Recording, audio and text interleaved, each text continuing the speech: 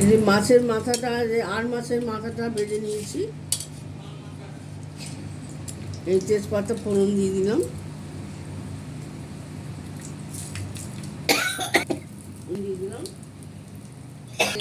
জিরা ফোড়ন দিয়ে শুকনো লঙ্কা তেজপাতা ফোড়ন দিয়েছি। এই লাউ ঘন্ট করবো আর মাছের মাথা দিয়ে।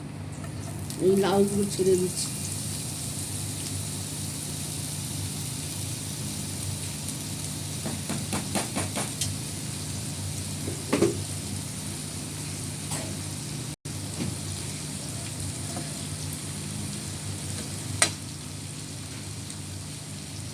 নুন দিয়ে দিলাম,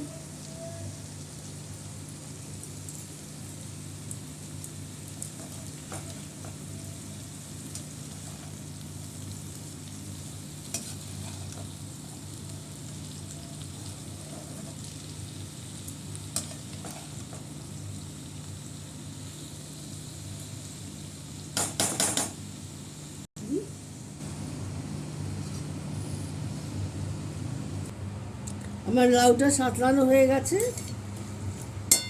নরম হয়ে গেছে। মাছের মাথাটা দিয়ে দিচ্ছি। আর মাছের মাথা দিয়ে এরমভাবে লাউ ঘন্ট খাবেন, খুব ভালো লাগে খেতে। আমার বাবা তো আর মাছ আনলেই লাউ নিয়ে আসতো। শোল মাছের মাথা দিয়েও খাওয়া যায়। হলুদ গুঁড়ো লঙ্কা গুঁড়ো দিয়ে দিলাম,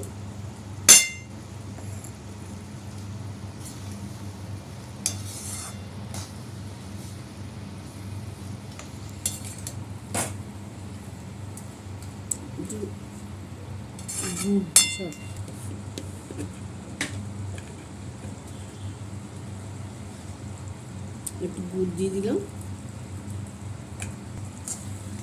লাইক শেয়ার কমেন্ট করে দেবেন। ফেসবুক থেকে দেখলে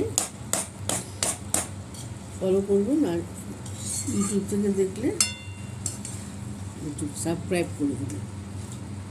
আর এরকম করে লাউ ঘন্ট খাবেন মাছের মাথা দিয়ে, খুব ভালো লাগে খেতে। ব্লগটা আমি শেষ করলাম।